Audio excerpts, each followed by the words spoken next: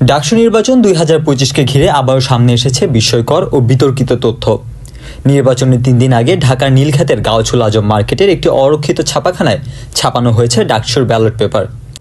Jalal printing press নামের ওই দোকানে ডাকসুর ব্যালট পেপার ছাপা হয় বলে নিশ্চিত করেছে প্রতিষ্ঠানটির মালিক নিজেই। ছাপার দায়িত্ব পাইছি, শুধু ছাপার দায়িত্ব, কাগজ সিলেট সবাই না দিছি, আমি শুধু ছাপাই দিছি। অর্ডার দিতে ফেরদৌস ওয়াহিদ 22 সিম, আস্তা 22 সিম কাগজ, 36 সাইজের 22 সিম কাগজের অর্ডার পাইছি। ওই লোক অর্ডার পাইছে আনুমানিক, আমি খেয়াল নাই, 4-5 তারিখ হবে। আমার এখান থেকে ডেলিভারি পরের দিনকে নিয়ে গেছে। এ ঘটনা সামনে আসতেই প্রশ্ন উঠেছে, এমন একটি গুরুত্বপূর্ণ নির্বাচনের ব্যালট কিভাবে ছাপা হয় এমন অরক্ষিত, অবাণিজ্যিক ও নিয়ন্ত্রণহীন পরিবেশে? নির্বাচনকে সুষ্ঠু ও নিরাপদ করতে যেখানে সর্বোচ্চ প্রস্তুতির কথা বলা হয়েছিল, সেখানে ব্যালট ছাপা হয়েছে 3 দিন আগে, যা সময়ের দিক থেকে অসঙ্গত নয়। তবে ছাপার স্থান এবং পদ্ধতি নিয়ে মূলত ক্ষোভ এবং বিতর্ক তৈরি হয়েছে। অনিরাপদ ছাপাখানা থেকে ফাঁস হওয়া নকল ব্যালটের মাধ্যমে ভোট কারচুপির অভিযোগ ইতিমধ্যেই এসেছে। এই যে ব্যালট পেপারের ছবি এবং যে আঙ্গুল দেখছেন, সে আঙ্গুলও কিন্তু সেই ছেলেটারই আঙ্গুল। নির্বাচনের মতো স্পর্শকাতর একটি প্রক্রিয়ার এত বড় উপকরণ ছাপা হচ্ছে এমন এক ছাপাখানায় যা শাটার পর্যন্ত নামানো হয়নি। ব্যালট পেপার আসছে, এটা সত্য, এটা মিথ্যার কিছু নাই। আমি নিজে ছাপাইছি, কারণ আমি অস্বীকার করবো কেন?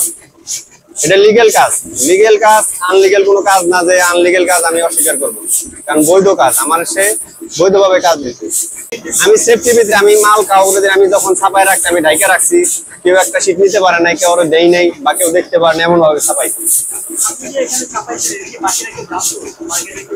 মার্কেটে অনেকেই জানতো, কারণ আমি কাজ পাইছি, এমন অন্য কাজ নেই, আমার পার্টিরাও জানতো।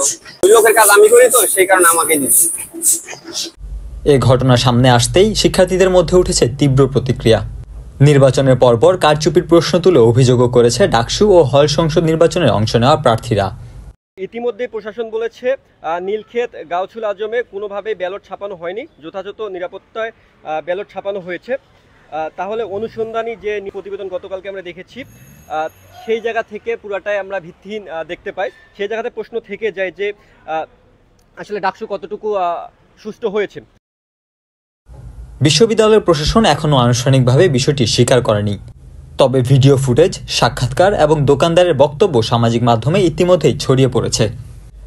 তবে প্রাচ্যের অক্সফোর্ড খ্যাত ঢাকা বিশ্ববিদ্যালয়ের ডাকসু নির্বাচনের ব্যালট পেপার সংক্রান্ত অনিয়মের অভিযোগে সংশ্লিষ্ট কর্মকর্তাদের শোকজের মাধ্যমে তদন্ত শুরু করেছে বিশ্ববিদ্যালয়ের প্রশাসন।